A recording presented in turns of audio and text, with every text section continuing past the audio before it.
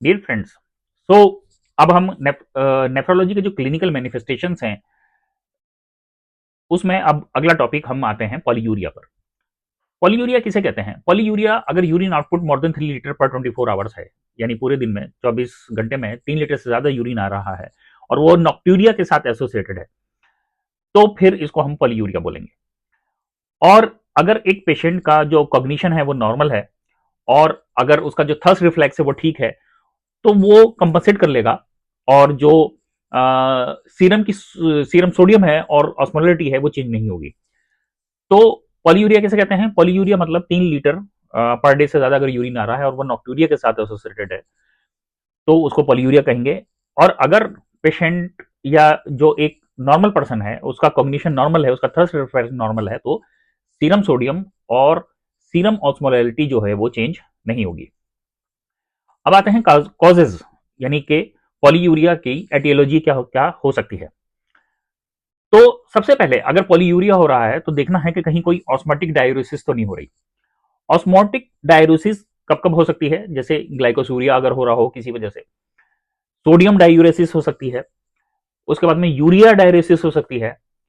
अगर एकेआई हुआ है तो उसकी इंप्रूविंग कंडीशन अगर है तो उसमें हो सकती है। उसके अलावा हाई प्रोटीन डाइट अगर कोई ले रहा है तो उसमें हो सकती है। टिश्यू कैटाबॉलिज्म अगर है तो उसमें हो सकती है। पेरेंटल न्यूट्रिशन अगर चल रहा है तो उसमें हो सकती है। तो ऑस्मोटिक डाययूरेसिस के बहुत सारे कारण हो सकते हैं। पहला कारण ग्लाइकोसूरिया हो सकता है, दूसरा कारण सोडियम डाययूरेसिस हो सकती है, तीसरा कारण यूरिया डाययूरेसिस हो सकती है। Improving एकेआई, high protein diet, tissue catabolism, parental nutrition जो है ये यूरिया डाययूरेसिस इसमें ज्यादातर होता है, तो ये कारण जो है हो सकते हैं ऑस्मोटिक डाययूरेसिस के। फिर दूसरी जो कारण है पॉलीयूरिया का, जो दूसरा कारण है वो है प्राइमरी पॉलीडिप्सिया। प्राइमरी पॉलीडिप्सिया जो होती है वो हाई फ्री वाटर इनटेक की वजह से होती है और बेसिकली ये किसी साइकेटिक इलनेस या हाइपोथैलेमिक कोई लेजन हुआ है, अगर कोई इंजरी हुई है हाइपोथैलेमिक, तो उसकी वजह से प्राइमरी पॉलीडिप्सिया होती है। तो पहला कारण हो गया पॉलीयूरिया का, वो हो गया ऑस्मोटिक डायरोसिस। दूसरा कारण हो गया पॉलीडिप्सिया। तीसरा कारण है central diabetes insipidus. Central diabetes insipidus मतलब कि डिफेक्ट इन एडीएच सेक्रीशन। अगर एडीएच का सेक्रीशन जो है उसमें कहीं कोई प्रॉब्लम है तो ये पॉलीयूरिया हो सकता है। और ये जो है इडियोपैथिक हो सकता है, ये ट्रॉमा हो सकता है, कोई पेट्यूटरी की सर्जरी हुई हो उसकी वजह से हो सकता है, इस्कीमिक हो सकता है यानी ब्लड सप्लाई कम पहुंच रही हो, और ये फैमिलियल डिसीज भी हो सकती है। तो ये हो गई सेंट्रल डायबिटीज इंसिपिडस कारण।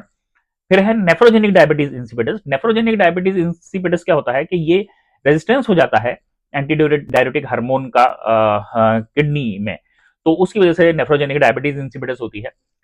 नेफ्रोजेनिक डायबिटीज इंसिपिडस जो होती है वो हेरिडिटी हो सकती है। म्यूटेशंस जो हो सकती हैं वो एवीपीआर टू जो जीन्स हैं, एक्वापरिन टू जो चैनल्स हैं, उनसे रिलेटेड जो है वो अगर जेनेटिक डिफेक्ट है तो ये हो सकता है। उसके अलावा नेफ्रोजेनिक डायबिटीज इंसिपिडस जो है वो हाइपरकैल्सीमिया में हो सकती है, हाइपोकैलीमिया में हो सकती है। अगर कोई लिथियम ले रहा है, जैसे कुछ मेडिसिन ले अगर कोई ले रहा है, जैसे कि लिथियम ले रहा है, सिडोफोविर ले रहा है, फोस्कारनेट अगर किसी को चल रहा है, वेसोप्रेनेज वेसोप्रेसिन एंटागोनिस्ट चल रहे हैं, या फिर आइफोस्फामाइड चल रहा है, डेमेक्लोसाइक्लिन चल रही है, तो उसकी वजह से भी नेफ्रोजेनिक डायबिटीज इंसिपिडस हो सकता है।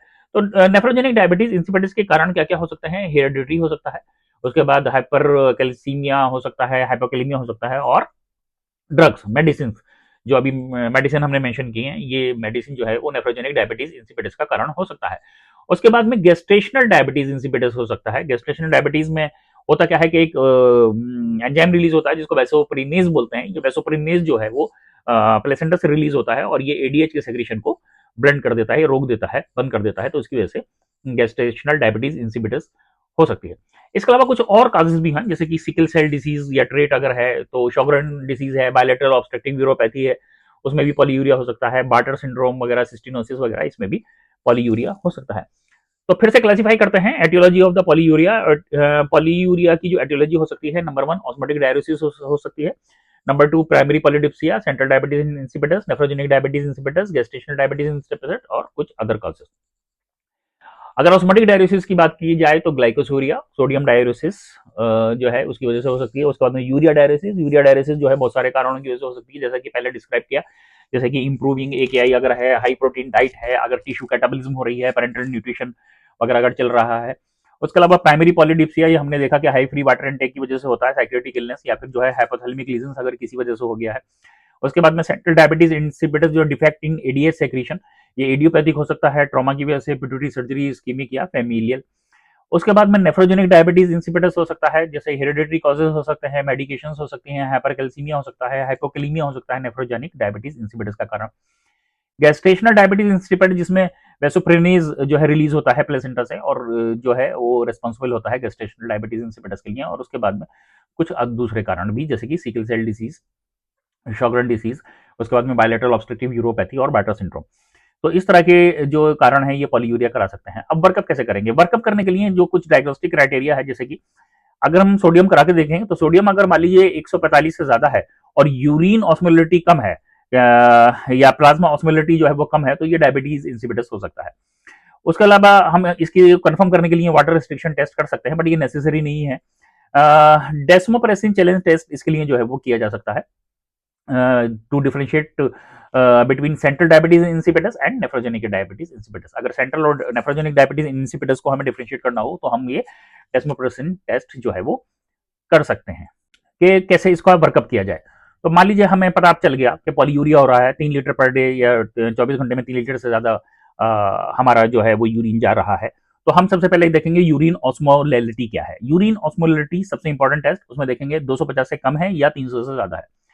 अगर वो 300 से ज्यादा है तो ये इसका मतलब ऑस्मोटिक डायरोसिस या सोल्यूट डायरोसिस हो सकता है। ऑस्मोटिक डायरोसिस या सोल्यूट डायरोसिस हो सकता है अगर ये यूरिन ऑस्मोलैलिटी जो है वो 300 से ज्यादा है। अब अगर मान लीजिए यूरिन ऑस्मोलैलिटी 250 से कम है, तो इसका मतलब यह है कि वाटर वाटर डायूरेसिस हो रही है। यानी कि अगर यूरिन में ऑस्मोलैलिटी कम है, ऑस्मोल्स कम है, तो इसका मतलब यह है कि ये वाटर डायूरेसिस हो रही है। अब वाटर डायूरेसिस हो रही है तो अब हम इसमें ये देखेंगे कि सोडियम कितना है हमारा, सीरम सोडियम कितना है। सीरम सोडियम अगर 142 से ज्यादा है या सीरम सोडियम 137 से कम है, यानी 137 से कम है या 142 142 से ज्यादा है। अब अगर सोडियम सीरम सोडियम 137 से कम है तो ये प्राइमरी पॉलीडिप्सिया हो सकती है और इसमें यूरिन ऑस्मोलैलिटी जो होगी वो लेस देन प्लाज्मा ऑस्मोलैलिटी होगी। यूरिन ऑस्मोलैलिटी जो होगी वो प्लाज्मा ऑस्मोलैलिटी से कम होगी, तो ये प्राइमरी पॉलीडिप्सिया जो है वो हो सकती है। उसके अलावा अब हम इसके लिए अगर मान लीजिए अब सोडियम हमने देखा कि 142 से ज्यादा है, तो अब हम या तो वाटर रेस्ट्रिक्शन टेस्ट कर सकते हैं या डेस्मोप्रेसिन चैलेंज टेस्ट कर सकते हैं। वाटर रेस्ट्रिक्शन टेस्ट थोड़ा सा आजकल नहीं करते हैं, तो हम बेसिकली फोकस करेंगे डेस्मोप्रेसिन टेस्ट पर। डेस्मोप्रेसिन चैलेंज टेस्ट जो होता है वो क्या होता है कि हम 10 माइक्रोग्राम इंट्रानेजल जो है वो डेस्मोप्रेसिन देकर देखते हैं। हालांकि हम जो है इसे सबक्यूटेनियस या आईवी भी दे सकते हैं, बट इंट्रानेजल जो है वो मोस्ट पॉपुलर है। अब हम देखेंगे कि हमारी रीडिंग क्या आती है। अब हमने देख लिया कि हमारा जो सोडियम है वो 142 से ज्यादा आ रहा है। तो अब अगर मान लीजिए सोडियम 142 से ज्यादा आ रहा है, तो अब हम देखेंगे कि वाटर रेस्ट्रिक्शन टेस्ट करना है या डेस्मोप्रेसिन चैलेंज टेस्ट करना है। अगर वाटर रेस्ट्रिक्शन टेस्ट आजकल हम यूजली नहीं करते हैं, ज्यादातर डेस्मोप्रेसिन चैलेंज टेस्ट करते हैं। डेस्मोप्रेसिन चैलेंज टेस्ट में यूजली हम डेस्मोप्रेसिन यूज करते हैं 10 माइक्रोग्राम इंट्रानेजल। हालांकि हम सबक्यूटेनियस और आईवी भी यूज कर सकते हैं और उसमें हम ज्यादातर 4 माइक्रोग्राम यूज करते हैं, बट इंट्रानेजल जो है वो हम प्रीफर करते हैं। अब इसमें हम देखते हैं कि हमारी रीडिंग क्या आ रही है। अगर मान लीजिए यूरिन ऑस्मोलैलिटी में इंक्रीज नहीं हुआ है, यानी कि आपने डेस्मोप्रेसिन दे दिया लेकिन यूरिन ऑस्मोलैलिटी जो है वो इंक्रीज नहीं हुई है, तो ये कंप्लीट नेफ्रोजेनिक डायबिटीज इंसिपिटस होगा। ये कंप्लीट नेफ्रोजेनिक डायबिटीज इंसिपिटस होगा। लेकिन अगर मान लीजिए यूरिन ऑस्मोलैलिटी मोर देन 100% जो है वो इंक्रीज कर गई है, तो ये कंप्लीट सेंट्रल डायबिटीज इंसिपिटस होगा। अगर मान लीजिए आपने डेस्मोप्रेसिन टेस्ट दिया, 10 माइक्रोग्राम इंट्रानेजल दिया और यूरिन ऑस्मोलैलिटी इंक्रीज नहीं हुई, तो इसका मतलब यह है कि ये कंप्लीट नेफ्रोजेनिक डायबिटीज इंसिपिटस है। और अगर मान लीजिए 100% इंक्रीज हो गई जो आपको एक्सपेक्टेड है, तो इसका मतलब यह है कि ये कंप्लीट सेंट्रल डायबिटीज इंसिपिटस है। तो मान लीजिए आपने डेस्मोप्रेसिन दे दिया और डेस्मोप्रेसिन देने के बाद में यूरिन ऑस्मोलैलिटी इंक्रीज कर गई 15 टू 50%, यानी कि मोर देन 300, तो ये पार्शियल सेंट्रल डायबिटीज इंसिपिटस है। और अगर मान लीजिए यूरिन ऑस्मोलैलिटी इंक्रीज करी अप टू 45% ओनली और लेस देन 300, तो इसका मतलब यह है कि ये पार्शियल नेफ्रोजेनिक डायबिटीज इंसिपिटस है। यानी कि अगर लेस देन 300 है और अप टू 45% ही इंक्रीज की है यूरिन ऑस्मोलैलिटी, तो फिर ये पार्शियल नेफ्रोजेनिक डायबिटीज इंसिपिटस है। तो ये हमारा इवेल्युएशन होगा।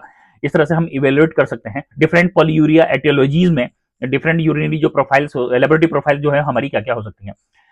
सबसे पहले बात करते हैं ऑस्मोटिक डायरोसिस की। ऑस्मोटिक डायरोसिस में जो सोडियम होगा, हमारा जो सीरम सोडियम होगा वो मोर देन 142 होगा, और जो हमारी यूरिन ऑस्मोलिटी होगी वो मोर देन 300 होगी।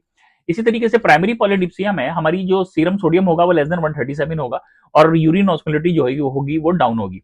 उसके बाद में सेंट्रल डायबिटीज इंसिपिटस में क्या होगा, हमारा सीरम सोडियम 142 से ज्यादा होगा और यूरिन ऑस्मोलिटी जो होगी डाउन होगी।